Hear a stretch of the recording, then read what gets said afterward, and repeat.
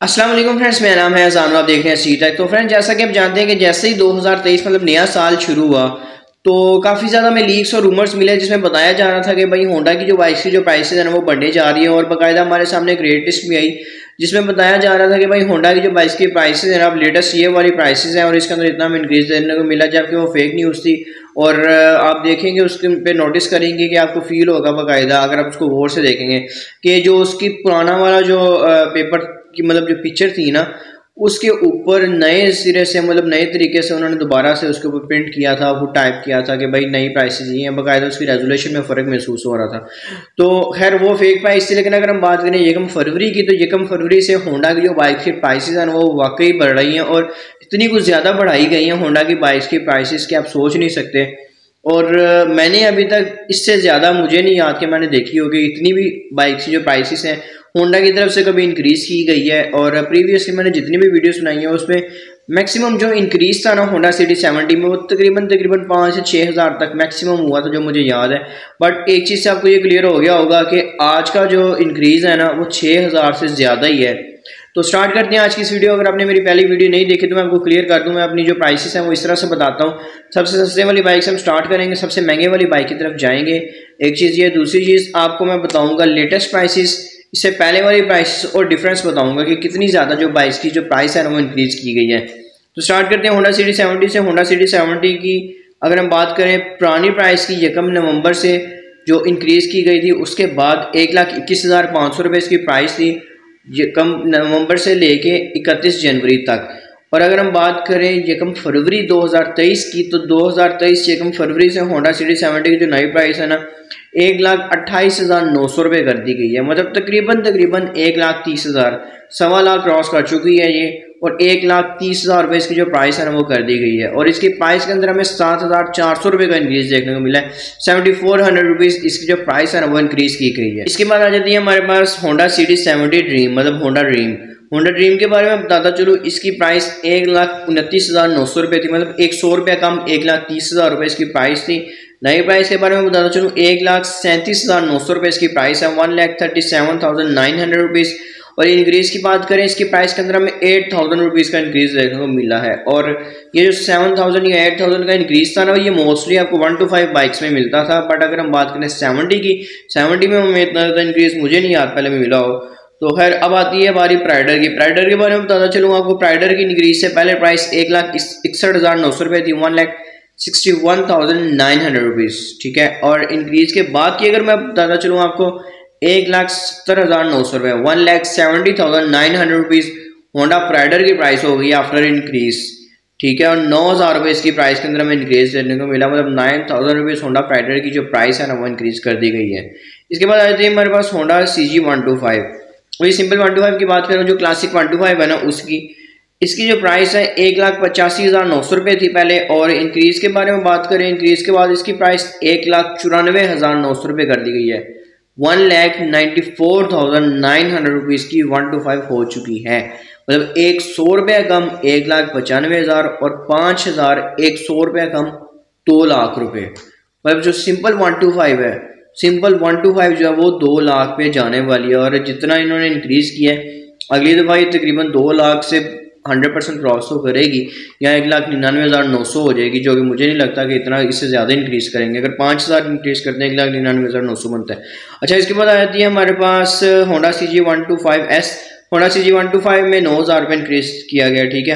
Honda CG 125S के बारे में बताता चलूँ आपको, 2,19,500 रुपये इसकी पहले प्राइस थी, मतलब 500 रुपये कम 2,20,000।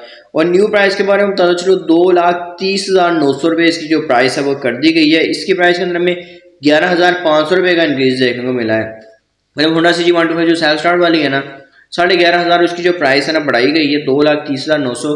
आपको रिमाइंड करवाता चलूँ, इसकी जो प्राइस है ना लॉन्चिंग के वक्त तकरीबन आई थिंक 1,36,900 रुपये इसके लगभग इसकी जो प्राइस थी, 1,36,000 से 37,000 के आसपास। और ये ज़्यादा पुरानी बात नहीं है, ऑलमोस्ट तकरीबन इसको 3 से 4 साल मैक्सिमम इतना टाइम हुआ है।